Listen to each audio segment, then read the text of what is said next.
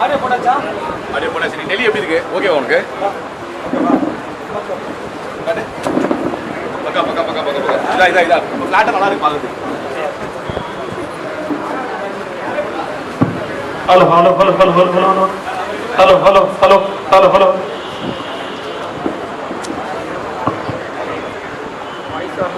Hello hello hello hello hello hello hello hello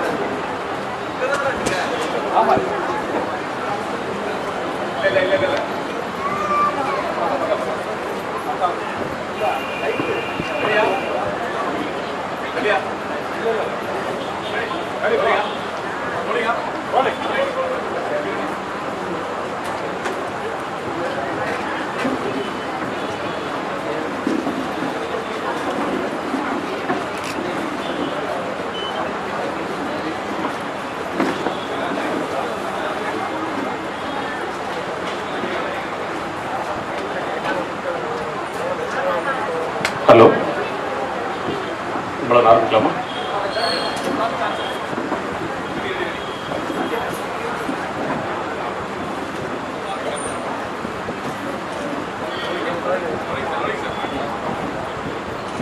அன்பார்ந்த நண்பர்களே, சில ஆண்டுகளுக்கு முன்னால் இதே போன்ற ஒரு புத்தக திருவிழாவில் உங்களை சந்தித்தது. மிகச்சிறப்பாக ஏற்பாடு செய்திருக்கக்கூடிய இந்த விழாவினுடைய ஏற்பாட்டாளர்கள், மாவட்ட ஆட்சித்தலைவர் உள்ளிட்ட அதிகாரிகள், விழா குழுவினருக்கு என்னுடைய அன்பான வணக்கத்தையும் பாராட்டுதல்களையும் தெரிவித்துக் கொள்கிறேன். இது ஒரு வித்தியாசமான ஒரு நிகழ்வு. பொதுவாக ஒருவருடைய சிறப்புரையை நீங்கள் கேட்டிருப்பீங்க, ஏதேனும் ஒரு தலைப்பு. இது பரந்துபட்ட பல அம்சங்களை ஒரு உரையாடல் வடிவத்தில் இதை பதிவு செய்கிறோம். ஒரு ஆழமான கேள்விகளை உங்களுக்குள் எழுப்பக்கூடிய ஒரு உரையாடலாக இது நிச்சயமாக இருக்கும். இந்த விழாவுக்கு வந்திருக்கக்கூடிய உங்கள் அனைவரையும் வரவேற்கிறேன். சன் நியூஸ் தொலைக்காட்சியின் சார்பாக நம்முடைய சிறப்பு விருந்தினர் திரு அசோக் வர்தன் ஷெட்டி ஐஏஎஸ் அவர்கள், ஓய்வு பெற்ற ஐஏஎஸ் அதிகாரி அவர்கள், தருமபுரி மாவட்டத்திற்கு பரிச்சயமானவர், ஒருங்கிணைந்த தருமபுரி மாவட்டத்தினுடைய ஒசூர் சாராட்சியராக பணியாற்றிய அனுபவம் கொண்டவர். என்னுடைய பத்திரிகையாளர் அனுபவத்தில் நிறைய அதிகாரிகளோடும் உயர் அலுவலர்களோடும் பழகியிருக்கிறேன். ஆனால் திரு அசோக் வர்தன் ஷெட்டி அவர்களோடு பழகிய தருணங்களும் அவரோடு பேசிய தருணங்களும் எப்போதும் உற்சாகம் தரக்கூடியதாக, சிந்தனையை தூண்டுவதாக இருக்கும். ஒரு அதிகாரி, நிர்வாகி என்பதை தாண்டி தமிழ்நாட்டில் தமிழ் சமுதாயத்தினுடைய ஒரு சிந்தனையாளர் என்று போற்றத்தக்க அளவுக்கு ஒரு பப்ளிக் ஸ்பிரிட்டட் இன்டலெக்சுவல். எப்போது பார்த்தாலும் புதிய நூல்களை பற்றி, புதிய அம்சங்களை பற்றி பேசுவார். எந்த ஒன்றையும் மேம்போக்காக பேசாமல் அதன் அடிவரை சென்று ஆராய்ந்து பேசுவது. குறிப்பா ஜாதிவாரி கணக்கெடுப்பு அப்படின்னு ஒரு விஷயம் எடுத்துட்டா மேம்போக்காக மேலெழுந்த வாரியாக சிலர் கருத்து சொல்லுவாங்க. மொழி விவகாரமாக இருக்கலாம், இடஒதுக்கீடு விவகாரமாக இருக்கலாம், அல்லது மாநில உரிமை சார்ந்த விவகாரமாக இருக்கலாம்.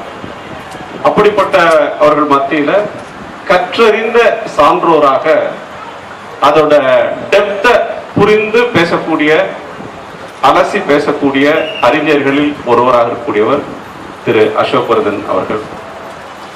இன்னைக்கு மாநில அரசு ஒரு முக்கியமான ஒரு குழுவை அமைத்திருக்கிறது. உச்சநீதிமன்றத்தினுடைய ஓய்வு பெற்ற நீதிபதி தலைமையில் மத்திய மாநில அரசுகளுடைய, ஒன்றிய மாநில அரசுகளுடைய உரிமைகள் சார்பாக மாநிலம் என்னென்ன உரிமைகள் எல்லாம் இழந்திருக்கிறது, கூட்டாட்சி முறையில் மாநில உரிமைகளை வலுப்படுத்துவதற்கான ஒரு பரிந்துரைகளை அரசாங்கத்துக்கு தருவதற்காக ஒரு அறிஞர் குழுவை அமைத்திருக்கிறது. அந்த குழுவினுடைய முக்கியமான பணியில் ஈடுபட்டிருக்கக்கூடிய இந்த நேரத்தில் அந்த குழுவினுடைய முக்கியமான அங்கம் அவர்கள் இந்த பணிச்சுமைக்கிடையில் இந்த நிகழ்ச்சிக்கு வர ஒத்துக்கொண்டதற்காக நம் அனைவர் சார்பிலும் அவர்களுடைய நன்றியை தெரிவித்துக் கொள்கிறேன்.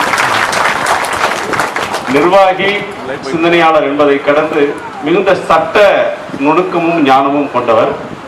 அவரை வரவேற்று இந்த நிகழ்ச்சிக்கு நாம போகலாம். சார், ஒரு முக்கியமான விஷயத்தை கேட்கணும். பொதுவாக தருமபுரி மாதிரி ஒரு பின்தங்கிய பகுதியிலிருந்து வரவங்களுக்கும் சரி, அல்லது எந்த ஊர்ல இருந்து வரவங்களுக்கும் ஐஏஎஸ்ன்றது ஒரு கனவு. நீங்க எப்படி ஐஏஎஸ் ஆனீங்க? உங்களுக்கு என்ன இன்ஸ்பிரேஷன்? அதுக்கு நீங்க எடுத்துட்ட எஃபர்ட் சார்? அனைவருக்கும் வணக்கம். நான் 1983 பேட்ச் ஐஏஎஸ் சார்ந்தவன். எனக்கு இன்ஸ்பிரேஷன் எங்கள் அப்பா தான். நான் 9ஆம் கிளாஸில் இருக்கிறப்ப அவர் நீ ஐஏஎஸ் ஆகணும்னு சொல்லிட்டு இருப்பார். ஸோ அந்த பீரியட்லேருந்து அவர் என்னை க்ரூம் பண்ணார். ஆனால் நான் இன்ஜினியரிங் படித்தேன். இதுக்கான ஒரு ஃபால் பேக் ஆப்ஷன் மாதிரி, ஒருவேளை ஐஏஎஸ் கிடைக்காட்டி வேறு வேலை ஏதாவது இருக்கணும்னு சொல்லி ஒரு இன்ஜினியரிங் படித்தேன். அப்புறம் இன்ஜினியரிங் படிச்சுட்டு IIM Bangalore, Indian Institute of Management பெங்களூரில் படிச்சுட்டு இருந்தேன். அங்கே படிச்சுட்டு இருக்கப்போ தான் ஐ காட் இன்டு ஐஏஎஸ். நான் பாதியில் விட்டுட்டு ஐஏஎஸ் போனேன். So my inspiration was my father. அப்புறம் இன்னொன்று என்னோட கசின் பிரதர் ஒருத்தன், he got into IFS, Indian foreign service இன் 1976. 7 வருஷம் எனக்கு சீனியர். ஸோ அவரால் முடியுங்கிறப்ப நம்மளால முடியுங்கிற ஒரு ஃபீலிங் வந்து, ஸோ அதனால தான் ஐ காட். என்ன முயற்சி எடுத்தீங்க? இல்லை, நான் யூஸ்வலாக எல்லாருக்கிட்ட கேட்கறது உண்டு, do you think you are Albert Einstein? That is, நீங்க தன்னை ஆல்பர்ட் ஐன்ஸ்டைன் நினைச்சுக்கிறீங்களா அப்படின்னு. நீங்க ஆல்பர்ட் ஐன்ஸ்டைனா இருந்தாலும் கூட ஐஏஎஸ் எக்ஸாம்ல பாஸ் ஆகிறதுக்கு நீங்க கடுமையா படிக்கணும். குறைஞ்சபட்சம் ஒரு 4000 மணி நேரம் படிக்கணும். I call it the 4000 hour rule minimum. இது ஆல்பர்ட் ஐன்ஸ்டைனே 4000 மணி நேரம் படிச்சாதான் ஐஏஎஸ் ஆக முடியும். நம்ம எல்லாம், மற்றவங்க எல்லாம் இன்னும் ஜாஸ்தி படிக்கணும். அது என்ன சார் 4000 மணி நேரம் ரூல்? இல்ல, இப்போ யூஸ்வலா எப்படின்னா, நம்ம ஆளுங்கிட்ட நீ படின்னு சொன்னா அவங்களுக்கு தேர் நாட் ஏபிள் டு அண்டர்ஸ்டாண்ட் எவ்வளவு படிக்கணும்னு சொல்லி அது கிளியரா வராது. எத்தனை அவர்ஸ்ன்னு சொன்னாதான் ஒரு இதாகும். ஃபார் எக்ஸாம்பிள், இப்போ ஒரு நாளைக்கு நீங்க 8 மணி நேரம் படிக்கிறீங்கன்னா, you know that you have to study for 500 days, 500 நாள் படிக்கணும். நீங்க ஒரு நாளுக்கு 10 மணி நேரம் படிக்கிறீங்களா, யூ நோ தட் யூ ஒரு 100 நாள் 400 நாள் படிக்கணும். ஸோ உங்களுக்கே ஒரு எத்தனை படிப்பு தேவைன்னு இருக்கு. இல்லாட்டி படின்னு சொன்னா அது doesn't make any sense. You have to clearly indicate how many hours you have to study. So என்னோட இது preliminary exam, mains and interview 3க்கு சேர்த்து குறைஞ்சபட்சம் 4000 மணி நேரம் படிக்கணுங்க. இதுக்கு கம்மி படிச்சு உள்ள வந்தவனும் இருக்கான், அதுல ஃப்ளூக்ல வந்திருக்கான். ஏன்னா luck also place a part. But நீங்க லக்குக்கு இடம் இல்லாம பியூர் கண்டிப்பா உள்ள வரணும்னு நீங்க பிளான் பண்ணீங்கன்னா, you must plan to study at least for 4000 hours minimum. நிறைய எக்ஸாம்ஸ் இந்த காலகட்டத்தில் இருக்கு. ஐஏஎஸ் தான் இருக்கிறதுல toughest exam. It is definitely the toughest exam. IIT exam, IIM exam, வேற எந்த எக்ஸாம், நீட் கீட் எதுவுமே அதுக்கு ஒப்பிட முடியாது. காரணம் என்னன்னா, எக்கச்சக்கமா போர்ஷன். ஃபார் எக்ஸாம்பிள், நாங்க படிக்கிறப்போ 2 ஆப்ஷனல் சப்ஜெக்ட் இருந்தது, இப்போ ஒரு ஆப்ஷனல் சப்ஜெக்ட். அந்த ஒரு ஆப்ஷனல் சப்ஜெக்ட்ல அது ஒரு பிஜி ஸ்டாண்டர்ட்ல இருக்கும். இப்போ ஜெனரல் ஸ்டடீஸ்ல 4 பேப்பர் இருக்கு. அது எக்கச்சக்கமா போர்ஷன் இருக்கு, ஞாபகம் வச்சுக்கிறது கஷ்டம். அண்ட் இன்னொன்னு, ஐஏஎஸ் எக்ஸாம் நம்ம யூனிவர்சிட்டி எக்ஸாம்ல, ஸ்கூல் எக்ஸாம்ல எப்படின்னா புக்ல என்ன இருக்கோ அதுதான் கேள்வியே கேட்பானுங்க. இந்த கொஸ்டினுக்கு இந்த ஆன்சர், இந்த கணக்கு ப்ராப்ளமுக்கு இந்த ஆன்சர் அப்படின்னு சொல்லி நம்ம அப்படியே ரீப்ரொடியூஸ் பண்றோம். இங்க அந்த வேலை நடக்காது. இங்க கொஸ்டின்ஸ் எப்பவுமே கொஞ்சம் டஃபா கேட்பான். சயின்ஸ், மேத்ஸ், இன்ஜினியரிங் ரொம்ப டஃபா கேட்பான். உங்க யூனிவர்சிட்டி நாலேஜில் பத்தாது, ரொம்ப எக்ஸ்ட்ரா படிக்கணும். இன்ஃபேக்ட் நான் யூனிவர்சிட்டியில் படித்த, காலேஜில் படித்த இன்ஜினியரிங் நாலேஜ் வச்சு நான் 20% கூட வாங்கிக்க முடியாது ஐஏஎஸ் எக்ஸாமில். நான் ஐஏஎஸ் படிக்கிறப்ப சொந்தமாக ஆழமாக படித்தேன். இன்ஜினியரிங் ரொம்ப டீப்பாக படித்தேன். இந்த ஹியூமனிட்டிஸ் இந்த சப்ஜெக்ட்ஸ் எல்லாம் எடுத்தீங்கன்னா எப்பவுமே கொஸ்டின் வேகா கேட்பான். வேகானா நீங்கள் டைரக்ட்